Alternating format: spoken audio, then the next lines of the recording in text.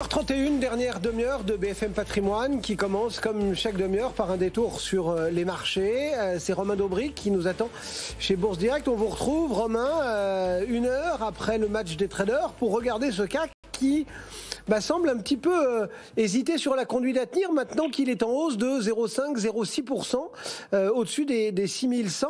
Qu'est-ce qui manque un petit peu à la tendance pour s'affirmer ? Bonjour Cédric. Le fait qu'on accélère souvent sur des contre-pieds, donc vendredi soir après la clôture hors séance, et là le marché a accéléré, le mouvement s'est fait à ce moment-là avec probablement un peu de rachat de vendeurs à découvert, et puis un soutien qui est difficile et un marché qui est difficile à payer après 1% de hausse dès l'ouverture.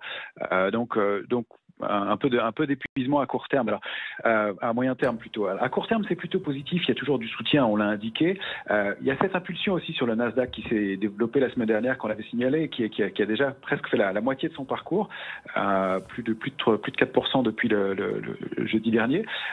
Donc plutôt du soutien sur les valeurs technologiques. Reste que on commence à se poser la question des relais à la hausse, et même si on a des cibles qui sont intéressantes, 6168,5, 6271 derrière, et même si on voit que dans ce contexte, les valeurs liées à l'aviation tiennent bien et payent. Nous, on est sorti un peu tôt malheureusement, mais on essaiera peut-être de se repositionner dessus. Mais tout ce qui est Airbus, Safran, Thales, elles tiennent bien.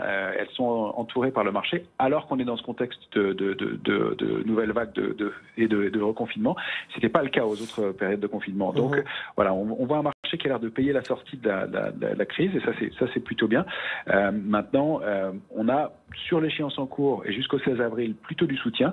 Après, on reste un peu méfiant avec ce qu'on signalait tout à l'heure, donc toujours beaucoup de complaisance au niveau des couvertures sur le mois de juin, et puis les structures graphiques qui en haut de marché sont un peu des signaux d'épuisement. Alors on a une structure sur le CAC 40 qu'on appelle en biseau, qui est marquée, pour ceux qui veulent regarder en hebdomadaire sur le futur, par les points bas du 25 janvier, 1er février et 22 mars. Donc c'est le point bas du 22 mars qui a permis de valider cette structure, et puis les points hauts du 23 novembre, 8 mars et 18 mars, et 15 mars, pardon.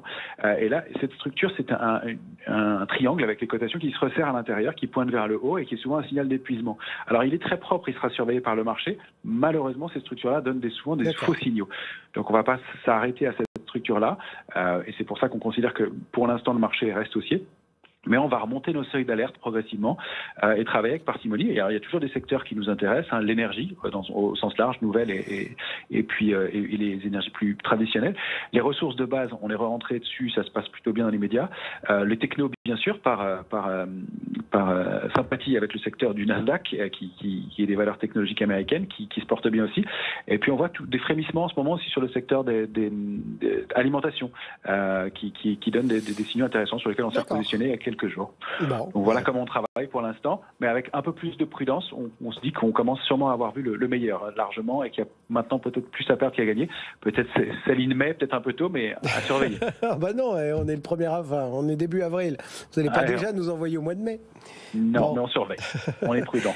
Merci beaucoup Romain. Romain Daubry, donc, depuis Bourse Direct, et ce marché parisien, effectivement, qui a déjà buté plusieurs fois sur les 6155 points. Il progresse tout de même de 0,57%, 6000.